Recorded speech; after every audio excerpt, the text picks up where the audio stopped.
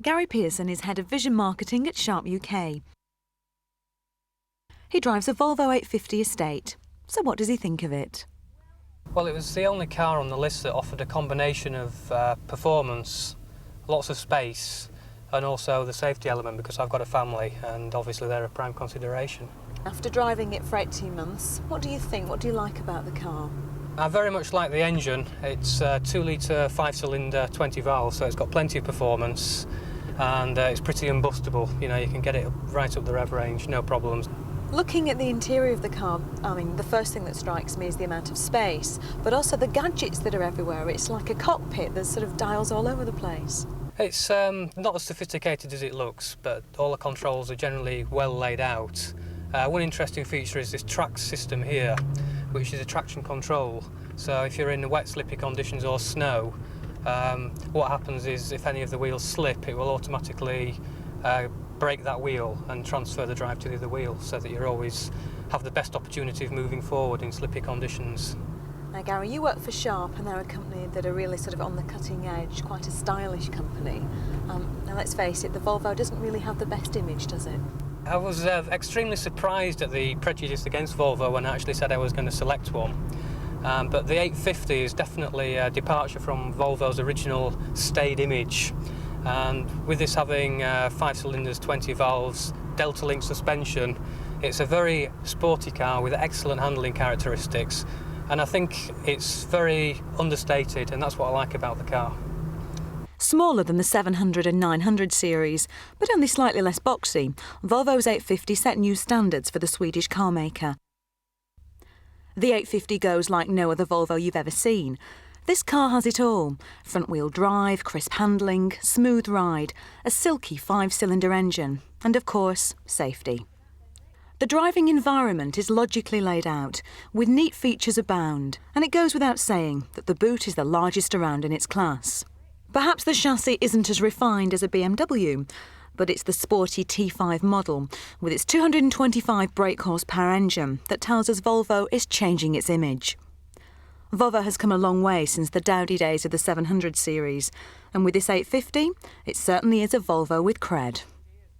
Helen Fothergill is product control of Vision Group, and her company car is a Mercedes C180 Classic. So is it a classic? It doesn't really have very much, as you can see. It has a fairly good radio. It doesn't have any sunroof, which, to be honest, I don't particularly mind. So is there anything else that you're unhappy with in the car, anything that you change? The only thing I found difficult getting used to was the it's not handbrake, it's a foot brake. Helen, one thing that strikes me from being inside the car is how comfortable and smooth a ride it is. You must be happy with that. Definitely, yes. It's a very secure car. It feels very, very strong and safe. Have you noticed people treating you any differently, other road users, since you've been driving the Mercedes? Probably a little bit more respect as a woman driver. You're allowed to be let in a queue of traffic and so on.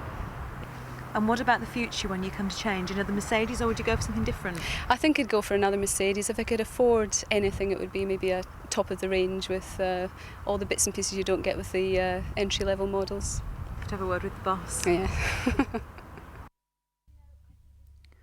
The C-Class is the smallest, cheapest and easily the best-selling car in the Mercedes-Benz range.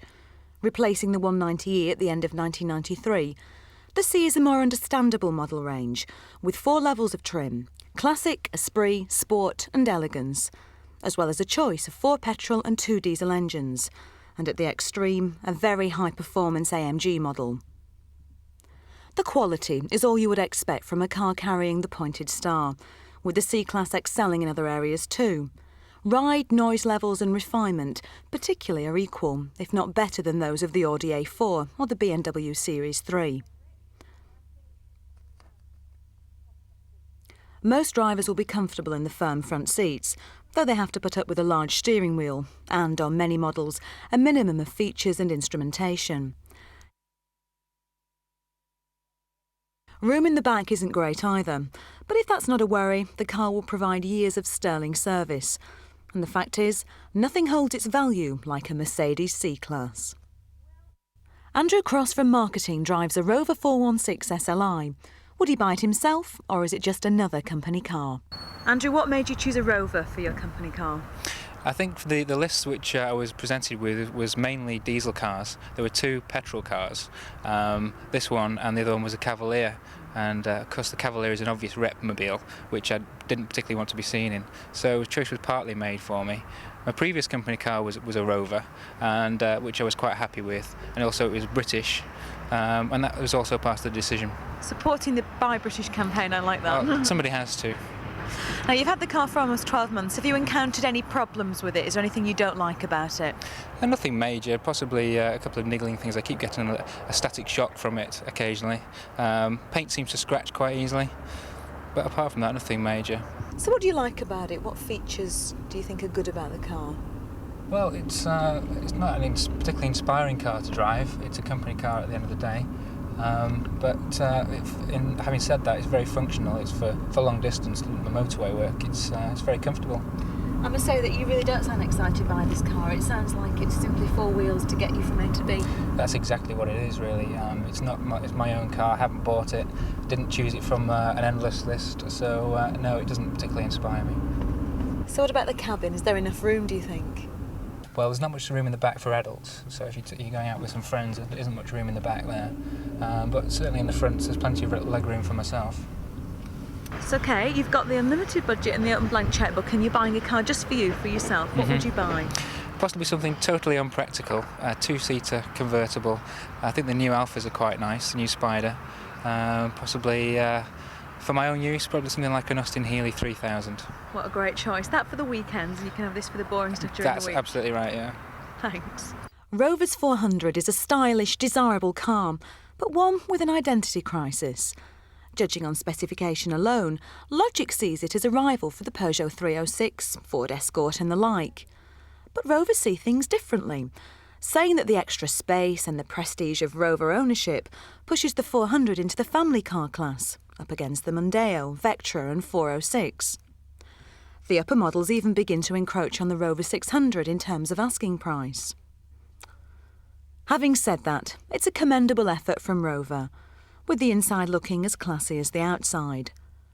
Rover uses light colours, wood and plastics that have a good quality feel to create a delightful driving environment. The controls are large and clear, and although the switches come from the Rover Honda parts bin, everything works well. Although it's not a big car, both the 1.4 and 1.6 are a delight to drive. The 1.4 is a great little engine, coupled to well-weighted power steering and high standards of ride and handling, with the 1.6 giving only marginal improved performance. Well, out of those 3, I'll have the keys to the Mercedes anytime. Unfortunately, the best Granada can do, the good old Mondeo. Still, it beats walking.